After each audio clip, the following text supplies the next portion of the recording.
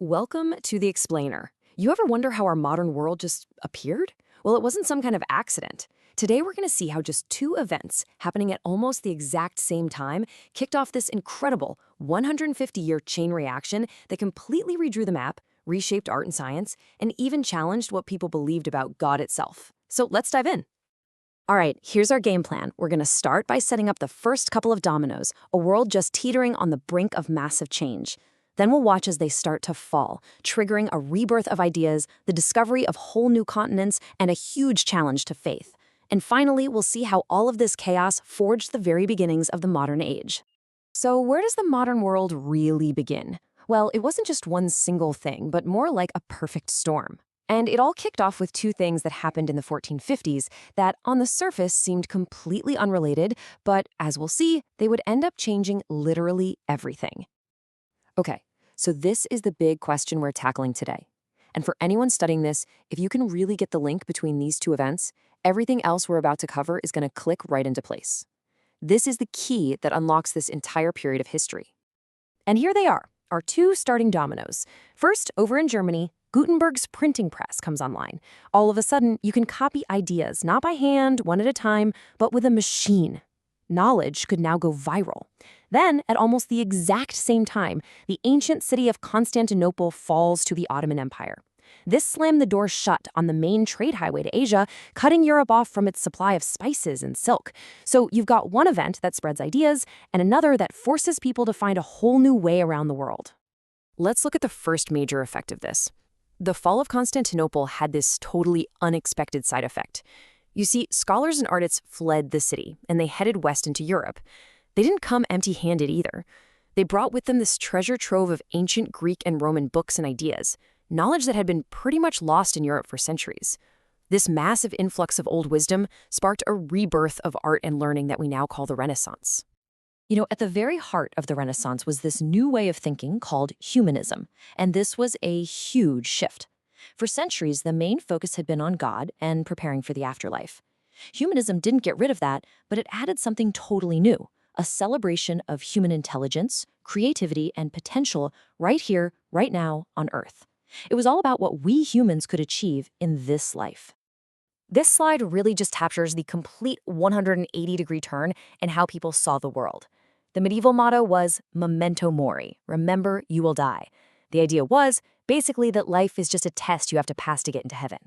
But the Renaissance motto, carpe diem, seize the day. This new mindset said, hey, life isn't just a waiting room for the afterlife, it's something to be explored and understood and enjoyed right now. And you can literally see this new worldview just explode in the art.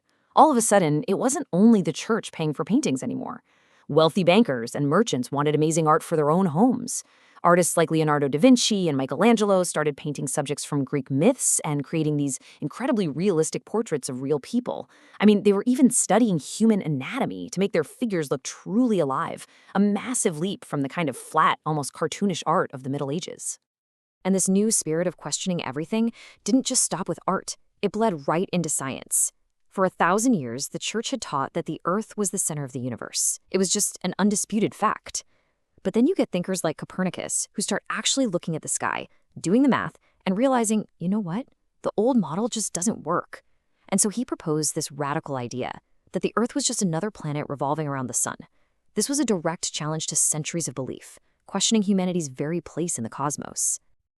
Now, this new Renaissance confidence and curiosity couldn't be contained in libraries and art studios.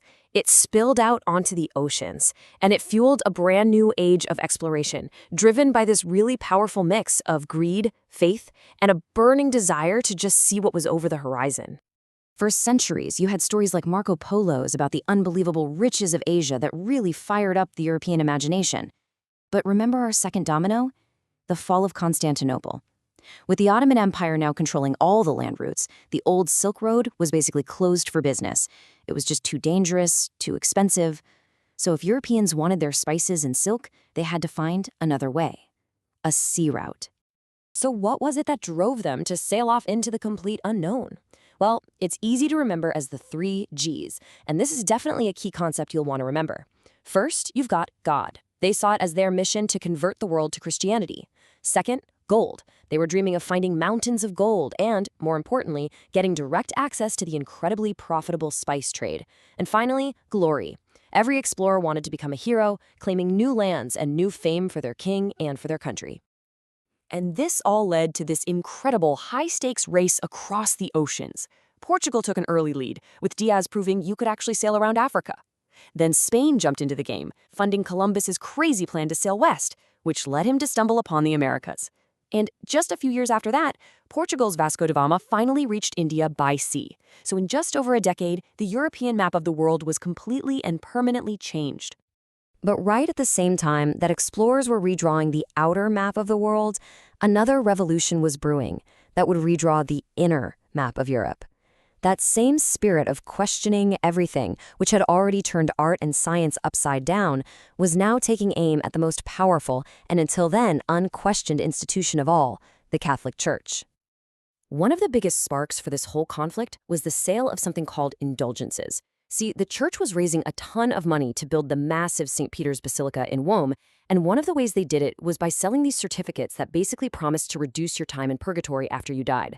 And for a lot of people, this raised a huge, troubling question. Could you really just buy forgiveness? Was salvation itself for sale? This slide shows the chain reaction just perfectly. It all starts with the church selling indulgences. In response, this German monk, Martin Luther, nails a list of 95 arguments against it to a church door. Now, in the past, that might have been the end of it, but now, thanks to Gutenberg's printing press, his ideas were copied and spread all across Europe in a matter of weeks. His core message was simple but revolutionary. Salvation comes from faith alone, and the Bible, not the church hierarchy, is the only true spiritual authority. That single idea, amplified by new technology, shattered the religious unity of Europe forever, creating a permanent split between Catholics and the new Protestants.